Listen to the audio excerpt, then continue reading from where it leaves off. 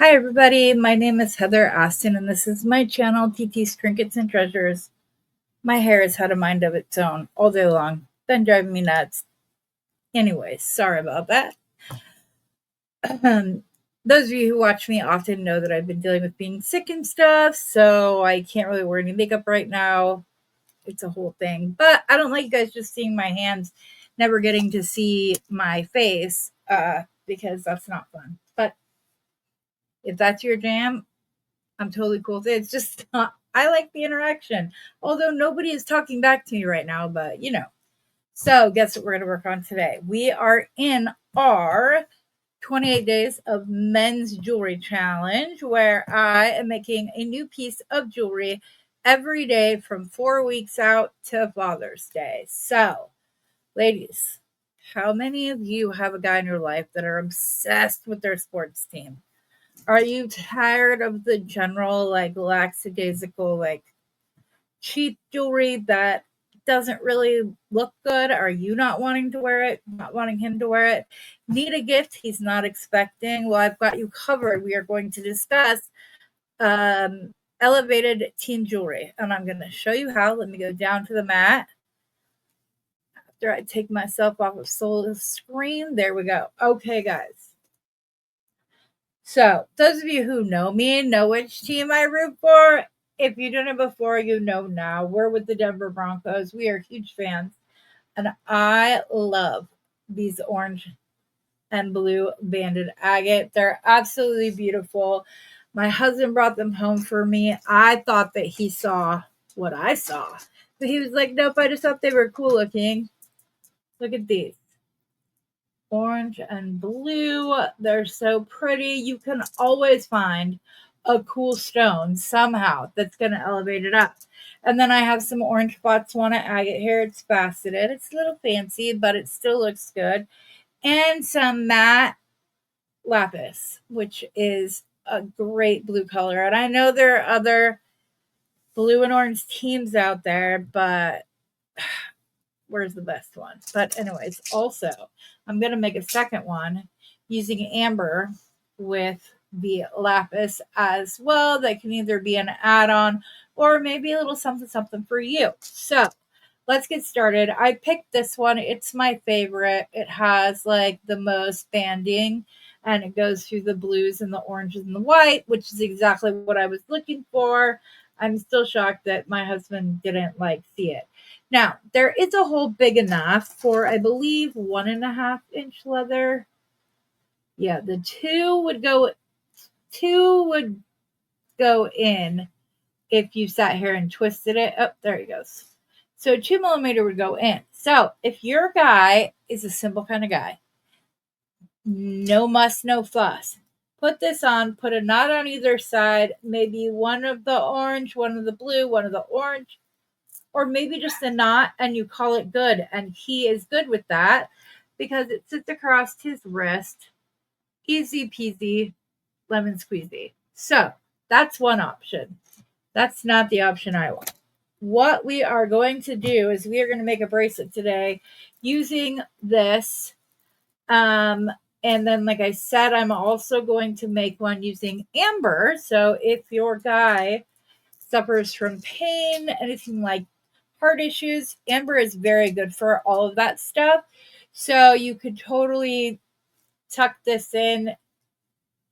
And amber does come in multiple colors. So even if orange isn't your team's color, there's yellow, there's all sorts of different colors in here. You're covered however you wish to. So let's start with some silver beetle on cord.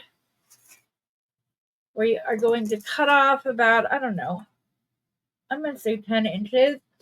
It is a guy's bracelet. The tube bead is big. It's going to suck into a little bit of the outer, the inner diameter, and I want to make sure we're good. But because this hole is the size that it is, in order to protect my stringing wire, I'm going to take these bead tubes. I'm going to hold it right at the end there, and then I'm going to cut right there. You know that it's in there, right? You can string it on now.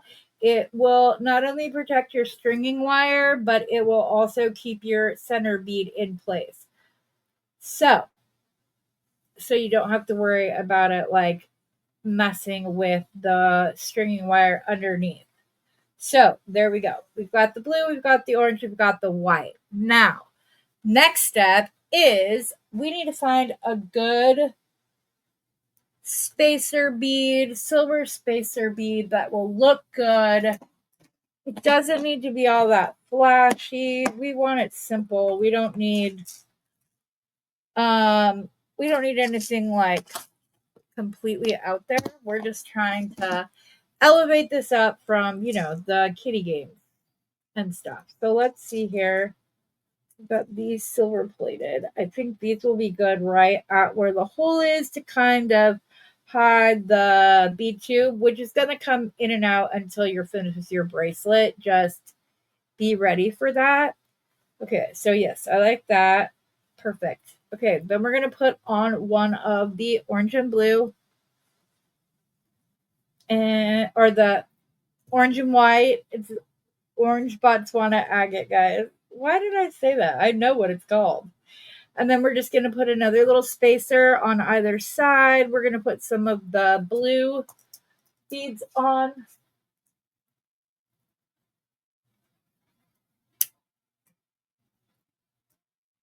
We're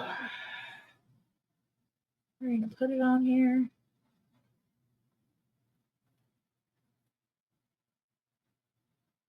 I'm trying to think. Is that going to be too much?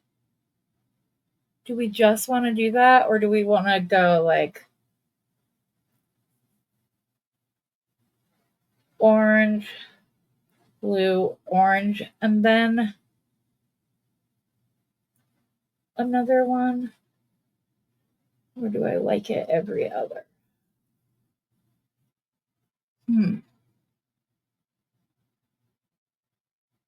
I think I like this. I think I like it more simple. If I wanted to, I could swap now and I could do blue, orange, blue, just to give it a little bit more variation like that. I kind of like that. I think that's what's the move. I think that's where we're going to go with this. It's going to be easy peasy. There's nothing that this doesn't need to be a difficult thing. This is a bracelet for the guy in your life who loves their specific sports team, and you just want to give them recognition of their team that's just elevated more than other things that may or may not be out on the market. Okay, now we need a little clippy so that my beads aren't falling off the end over here while I finish filling in over here. And like I said, we're just going to swap on and off. You could also use spacers like this if you want to, like,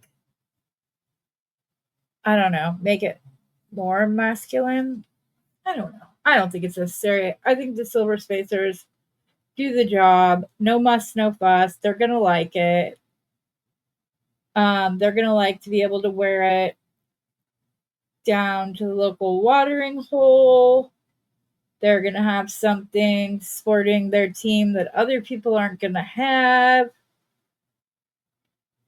And who knows, maybe that leads to other guys asking you to please make them something. There you go. That's how a good company starts, guys. We start off how we start off. So I'm really loving this. I'm excited. This was quick and easy, not at all difficult, other than this little kink in the beetle on wire. And then we're going to do the blue, orange, blue again. Wait a sec. Did I do this right?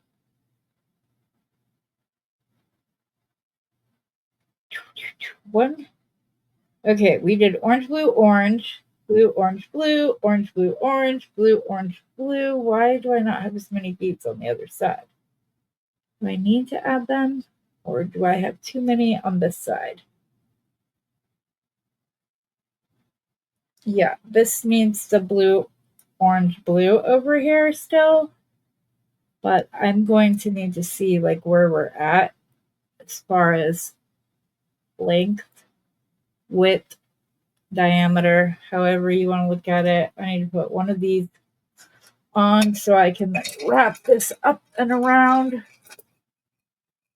Okay, with the 2B, before we put anything on, we are at, hello, please hold still. We are at just about 7 1/4. So this is a good place to stop. We're going to start by making a loop with our beading wire. I just need to find my crimp tubes really quickly. You're going to have to go down for 1 second.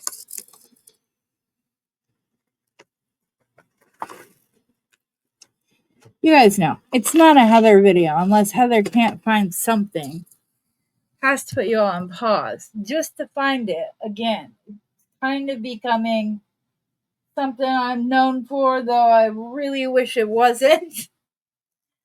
I just get bead FOMO, you guys. I'm afraid I'm going to miss that perfect like interaction. I'm going to miss that thing that makes it, just takes it over the top, makes it that much better than anything you've seen anywhere else. And I most certainly do not want that to be the case.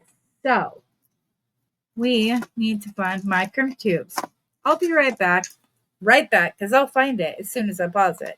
Hold on 1 second. Okay, you know that old saying our moms used to say, like, oh, if it was a snake, it would have bit you? It was literally right next to my freaking beading mat. I'll be very happy when I have all of the storage solutions in place and this happens less often. At least that's what I keep telling myself, is that it will happen less often. We're going to find out, aren't we? I need my magical crimper. I cut the wire a little short, even at 10 inches, guys. That's what I was afraid of. The 2B does take up a lot of the inner diameter. I'm going to make this loop with as little beading wire as possible, so we have plenty of room for the other side. Like, there's not really... Oh my gosh, are you freaking kidding me right now?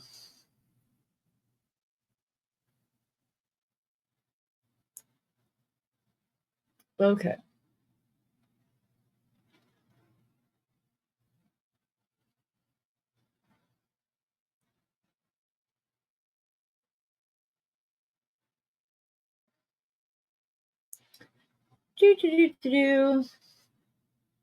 Heather, you don't need to use that little beading wire. It's perfectly okay. Oh my goodness gracious, why can't I keep this in here long enough to get it to the magical crimper?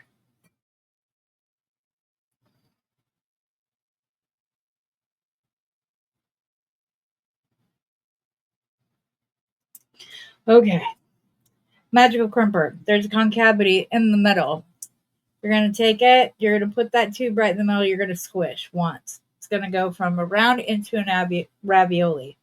Then you're going to turn it to the side, keeping that centered at all times. Squish again. One more time. Squish again. One more time. And then my general rule of thumb is that I keep squishing until I stop getting resistance, which is about at this point right here. Then we're going to squish that down. We're going to make sure that there's still some fluidity in the bracelet. We don't want it all stiff, or that just makes for an uncomfortable bracelet that nobody wants to or will wear. Well, let's be honest, our guys would probably wear them. At least if you've got a good one, that is. Okay, get this down here, down in through the crimp tube, maybe into the lapis, and out.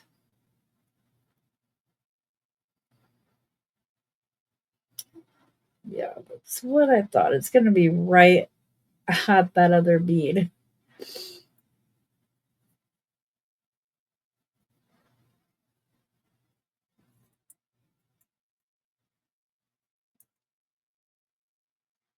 There we go. There we go. Alrighty. I'm not going to worry about trying to get that end down in the lapis. We've got plenty of room right here. We're not trying to squish anything. We're going to get that crimp tube centered. Maybe pull it out just a tad. And squish. And then we're going to squish. And squish. And squish. And squish. And we are good to go. So then we are going to go down to the crimp right there. We're going to cut this off. I don't know why I'm using my ginormous nippers instead of my little ones. That is made to fit into tiny spaces, unlike that one. And there we go. We're going to put a jump ring and a clasp on, and you've got the first elevated team bracelet ready to go. Mr. Man White happens to be right here. What do you think, sir? Do you approve? Yes, it's mine. I knew you were going to say that. You like that? I like that. Yeah. All right. Elevated team gear. No one else is going to have this bracelet other than my honey. Can I see your wrist so I know if I need to put a lot of... Ooh, nope. All I got to do is put on clasp. It's ready to go. Do you want magnet? Yes. All right. Let's grab a magnet. We will do that. I'm using the super magnet. If I was smart, I would have done these directly on here, but it's okay. But I do have a little bit of a trick that I learned from David at Bernie's Beads, because that's where I got these, or this clasp. What are you looking for, Heather? This box with your jump rings is what you're looking for. Okay, I like to use the thickest, especially with a magnetic. I don't know that I have any the right size. Hold up. I want to get some like 18 gauge little itty bitties that I can use for this, just to make sure that it's nice and strong. It is going on a guy's wrist. We would like it to stay there, obviously. So let me see if I can straighten this out. I think this is more like 16 gauge, but hey, guess I should figure out if it even fits through the end of one of these. No, it will not. Okay, good thing I checked. I would have been really upset. Where's my 18 gauge silver wire?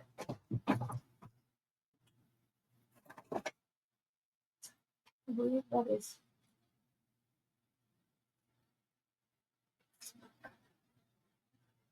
Yes, this is 18 gauge, and it's also 18 gauge sterling silver on top of that. So there you go.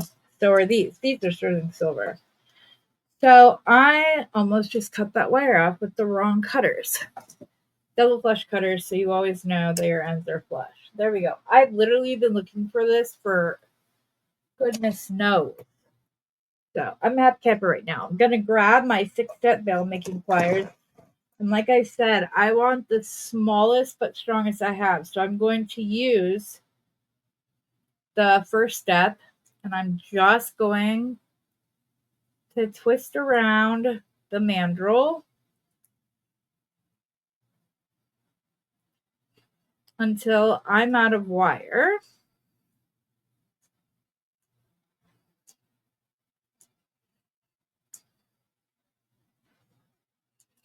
Now I'm going to use my pliers now.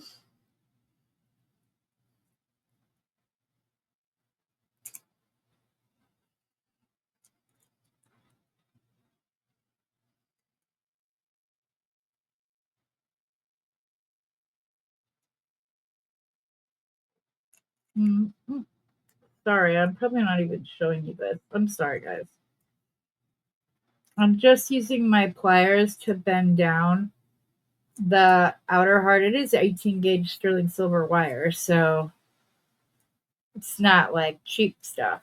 So now that I have these, I'm going to, can't use these girls.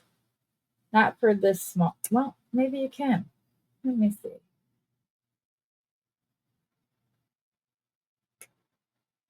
Yeah, that's what I was afraid was going to happen. So we'll just put that one off. Chuck it up to experience, flip it, turn it, cut just that little indented part, flush, turn it, cut off that itty bitty little piece. This is sterling silver, how after all, you want to keep them as waste free as possible. If I'd been using my second step, I could have used my double flush cutters, but not with the first step. That's not going to work. And then we're going to cut off that and then cut off the final jump ring. Okay. Throw the bits away. I used to have a container I saved them all in, but I kind of gave up on that. So the trick that David taught me about putting magnets on things is to get the magnet engaged with something else. I didn't have this open wide enough. So I'm just going to put the 18. Do you see what's happening? This is the one thing about magnets that are difficult to deal with. Okay, so we've got that on. So we need to hold on to one side and then put the loop from our bracelet on, grab the other pair of pliers, and while it's engaged, the pliers are still going to try to go towards the magnet, but you got it on there. Nice and tight. Check it just to be sure. Yep. Now we're going to do the other side. So we're going to grab, ooh, this one's, I don't know what happened on that one. But yes, I just used my thumbnail. That was horrible. I do it all the time though, guys. Sometimes when you're in the middle of something and you're tired, you don't always follow the rules. But here we go. Got it on there. Much easier than trying to do so like up in my hands. It's nice that the magnet is engaged further down. And there we go. Good to go. There's his bracelet. Elevated team jewelry, not difficult. Now, elevated team jewelry plus health benefits. That's where this amber comes in. It is the perfect color of orange. You put it next to the Botswana agate. It's great. You guys all know the other teams that are like orange and whatever else, but this is just another Broncos one. This is just going to be a little less muss and fuss because we're just going to grab some beading wire. No, we're going to do this one on stretch cord, guys. That's what we're going to do. So I'm going to cut about 8 inches off of this. Sorry, my desk is getting very cluttered. I apologize for that. I'm not cleaning up the way I should be. Let me get these tools up off my mat so they're not causing you to have a hard time focusing on the project at hand. Okay. So this is going to be easy peasy. We're going to take some 1mm stretch cord. We are going to stretch the heck out of it. Meanwhile, I'm looking down at the beads, and this bead right here probably has the largest hole I've seen. So I'm going to set this to the side. It's kind of a good rule of thumb for me that it's always good to try to find like one end that is really stretched so that you can use it to hide the knot in. So if you see one while you're going about your business, grab it, put it to the side, you're good to go. Okay, so this is going to be easy. It's going to be blue and orange, nothing fancy, but you're going to get all the same health properties out of this amber as long as it fits on this stretch cord, which it doesn't. So I need a different kind of stretch magic. Here is some 0.5, and all I'm going to do is pull off enough. I'm going to cut off the end that where this was like through there like that, just to make sure that mine is nice and sturdy. This one is going to be easy. We're going to tie off the bottom that way. I'm going to take, I just had beading wire like 2 seconds ago, probably threw it away. Could have used the end of it for this. Oh no, I didn't end up with a lot. It's all right. Okay, here we go. We just need about a 3-inch piece of any kind of beading cord. I'm going to take it. I'm going to fold it in half. And then I'm going to press down. Sorry, you guys, that glue messed my skin up. It's all right. I'll be all right. I just need to grab my pliers so I can kind of squish this flat.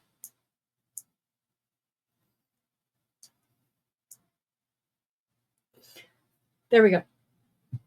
So, let me get a drink real quick.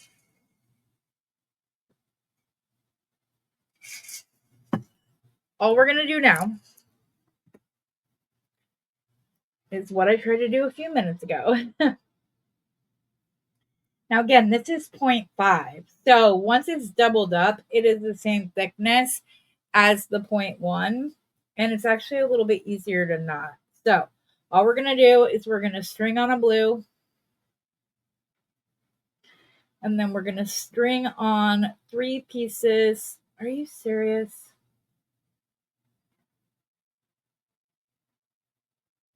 Are you really not going to go on? Trying to think, do I have any ultra fine? My husband had my soft flex and beetle on like scrap bag, and I don't see where he put it after he picked it up. Okay, I'm trying to think here. What is going to be the best way to do this? Didn't realize these holes were so tiny. Okay, so the amber's not going to work, at least not at this point in time. This juncture, when it's just the holes are too teeny tiny. I didn't realize that.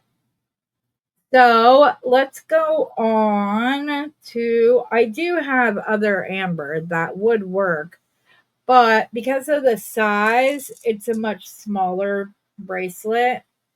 So I wasn't like, I'm not 100% sure, but you'll see these are like 0.5 or 5 millimeters because those are 6 millimeters. So let me see if these will go in any easier if I didn't just lose my beading needle thingy. Are you kidding me right now? Guys, I swear it's like Toy Story. My eyes closed for a second, and when I open them again, nothing's where it was 5 seconds earlier. It's okay. I have some scrap wire up here because this happens, which I don't understand why. It drives me nuts. It literally drives me. Ooh, I wonder if I can use the 1 millimeter now. Ooh, let's see. I'm just gonna go back and forth, back and forth. Let's find my pool. The 1 millimeter fits. Cool. Cool. Or at least I think it does. It did for about 5 seconds. Okay, there we go. Let's go ahead and put a little clippy on the end. And I think I'm just going to do the old keep it simple, sweetie. But like I said, this is going to help with inflammation, with pain in your life, any of that.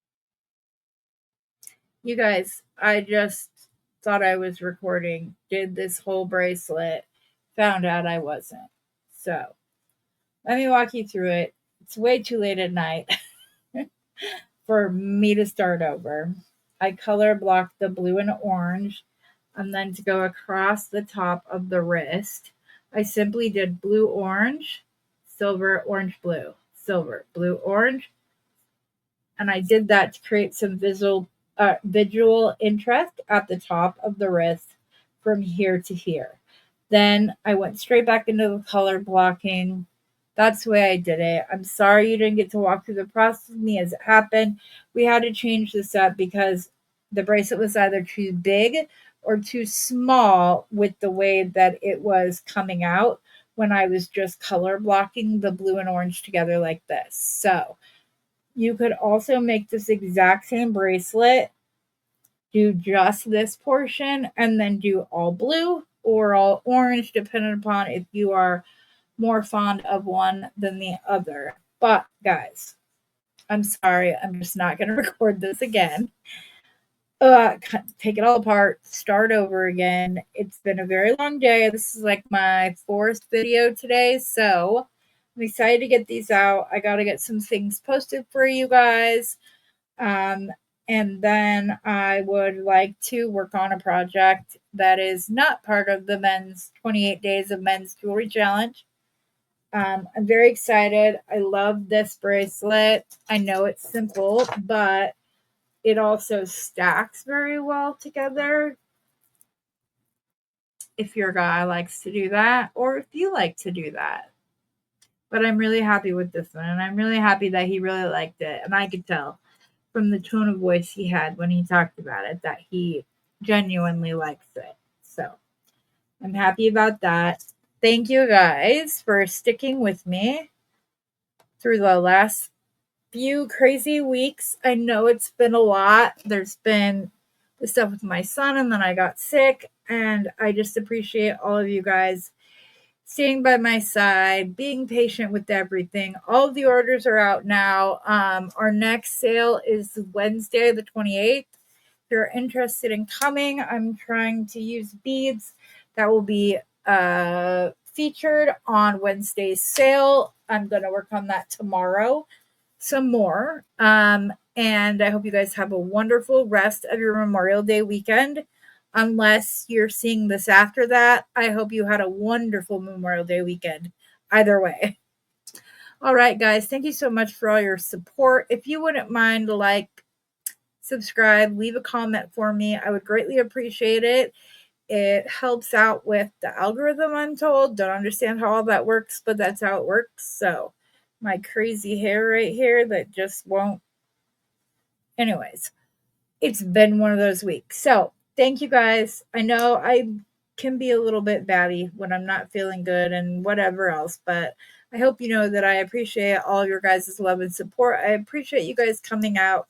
I appreciate your patience with me. So have a wonderful rest of your weekend. Bye-bye. And as always, happy beading.